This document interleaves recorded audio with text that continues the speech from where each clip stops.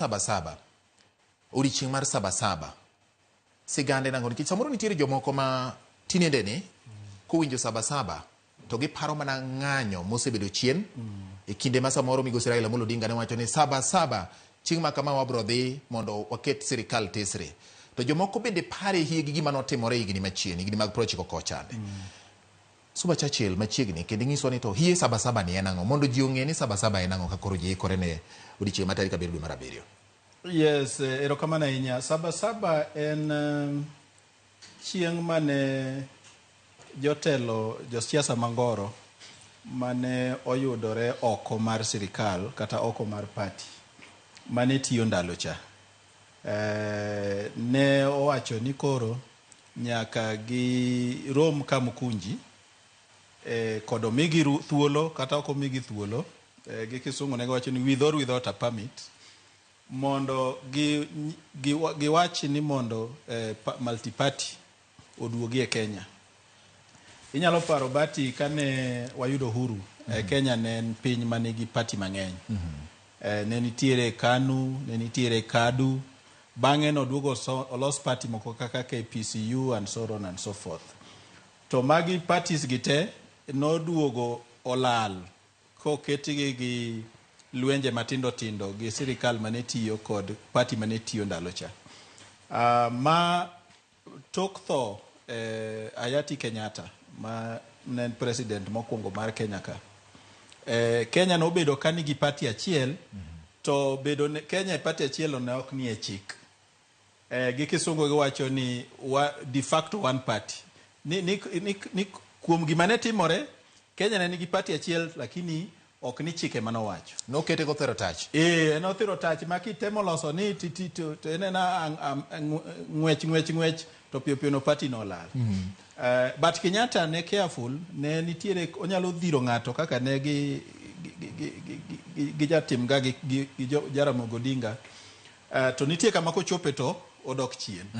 Koro bang' temo loko telo gang'enge ma 82 ema koro Kenya obedo one party state kendo bedo ne Kenya one party state ni okete chik. Ma chik noloki ma kendo giwacho ni ok en kata ni en party achiel giwacho nyaka nying party no. Ni party no biro bedo Kenya African National Union. Koro mano miyo sirikal obedo gi nguvu mang'eny.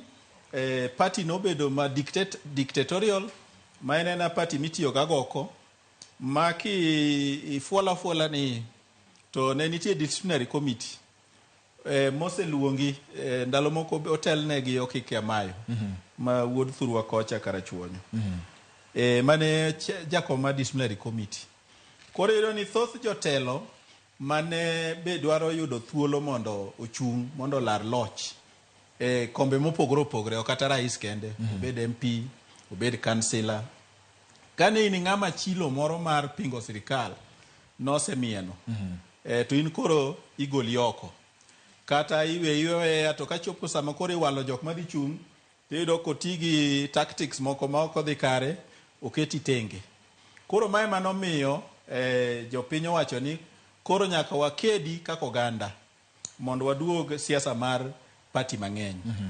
To nitiere gik moko ma bende timore locally and internationally manomiyo ma mijingo.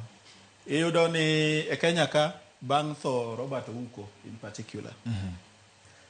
Oko mar Kenya gonyo Nelson Mandela higa mar 1991 nomiyo gino bedo gi momentum ma and then international support mane wayudo kuom pinje kaka America. Inyalo paro Kenya ka ne nitiere ambassador mar America mane iluongo ni Smith Hempston mama jo sirikand Moi ne luongo ni the Rogue Ambassador.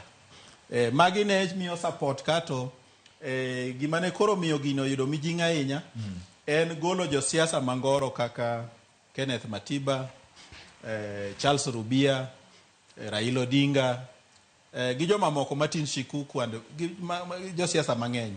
Koro chieng' tarik 7 dwe mar 7 higa mar 1990 jogi tejo telogi manosebedo kawuoyo kendgi giwegi obiro kanyakla mondo giwach ni tarik makama wabiro dhi Kamkunji kod omiwa thuolo kata ok omiwa thuolo. Ndalono thuolo mar timo bura ne ae duond mar DO kata DC ema ne nigi rusa mar yiene jino mondo ochokre. Ne ok en police station ma kaka watimo sani, nikech police station ni to waduogo kelo bang'e higa 97 under the IPPG reforms. Koro mane chieng' miluongo ni Sabasaba. Anen chieng' mandi ji owito ngimagi nikech jotelogi iyudo ni Kenneth Matiba gi Charles Rubia nomaka think tarik 3 kata kapok ochopo tarik 7 no. Nomagi tarik 3 dwe mar 7. Dwe mar 7. Kapod giikore aika ne. Kapod giikore aika. Raila oduogo maka think ndalo 2 bang'e moketi e od ang'enge maniluongo ni detention without trial. To jok manodong' nikech spirit no nosemako piny. Jok manodong' kaka Martin Shikuku, kaka James Orengo, Kennedy Kiliku gi joma moko ne pod owacho ni spirit mar jogi manosit kendo in fact mako jotelo madongo ka ema nomedo kelo ich wang' zaidi.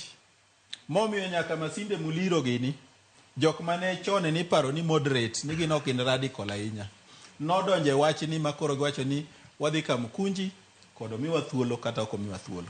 Koro mane Sabasaba makiny jo Kenya dwa paro gi yo mopogore opogore. Jowa matindo wacho ni dhi ng'anyo, jowa madongo wacho ni chieng'ni ok ochuno nyaka wang'any, wanyalo timo bura, wanyalo chokore kanyakla mondo wapuonj jok mano abang'wa gimomiyo chieng'ni nochak Sabasaba, gima nokele, gik manotimore kendo gi kaka wanyalo tiyo kode mondo wamed medo dongruok kata demokrasia e pinywa mar Kenya.